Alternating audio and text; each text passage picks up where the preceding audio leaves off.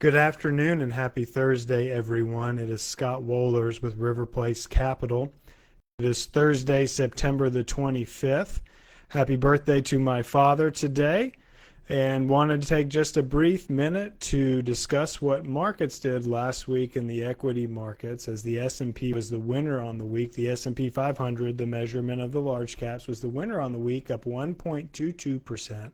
The mid-cap index, as measured by the S&P 600, was only up 6 basis points, or 0.06%, and the small caps, as measured by the S&P 600, were up exactly 1% on the week. And so as we fast forward into this week, we had the Fed decision last week.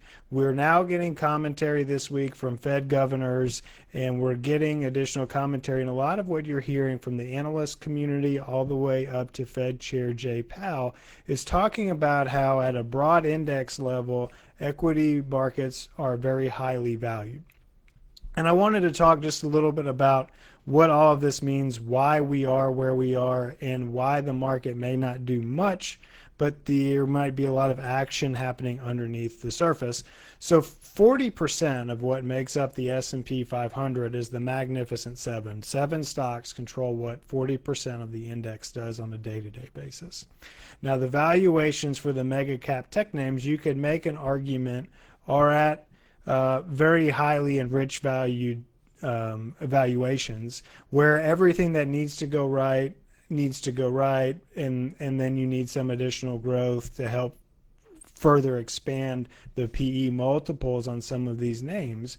But what we got today was a read of GDP. We got of the second quarter that came in higher than expectations. We got weekly jobless claims that came in less than expectations. So you have these valuations that are high because seven stocks control 40% of the multiple, and there's been a lot of run up. And last week after the Fed meeting, you saw a run up in these tech names. And what you actually saw, what on the converse side, is you saw long end bonds actually move higher. The 10-year treasury moved higher. So when the Fed cut rates, mortgage rates actually went higher last week. We got new housing data for the month of August, and we saw housing starts at the greatest levels we've seen in 3 years.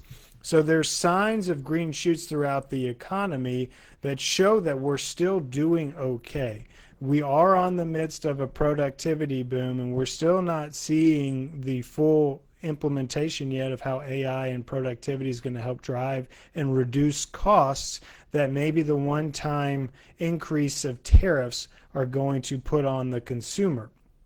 So the economy remains very strong. If anything, maybe we went through a rolling recession. Some have talked about it. River Place, we came into this year saying no recession. We don't see one on the horizon. That has lived out to be the case because the underlying economy remains strong.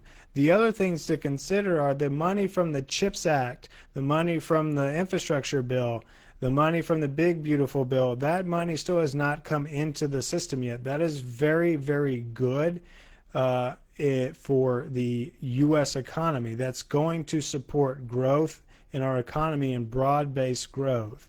Now, we do believe inflation may be tricky to get down all the way to that 2% target mark, but what you may see happen, all of this to summarize what you may see happen in markets from here and through the rest of the year and how that impacts you, is directly on the index level. You may see it tread water. And what I mean by that, or you might even see some selling pressure in the broad index, because remember, 40% is those seven names. Well, what happens is professionals and portfolio managers will start selling those seven names to buy the other 493 in the equity markets. Well, if you have selling of those top seven, and that's 40% of what the index does, and you have more sellers than buyers, well, you're going to have a bias to the downside. So 40% of that of your index is negative. So if you have a more diversified portfolio, what you can actually see is positivity on days when the market is down. So think about diversifying amongst here. Think about looking outside of the Mag 7 as ways and opportunities in this market, as those are at very rich valuations, and as they should be, deservingly so. But if one thing were to go wrong, that's where you'd see a very big pullback in those top names.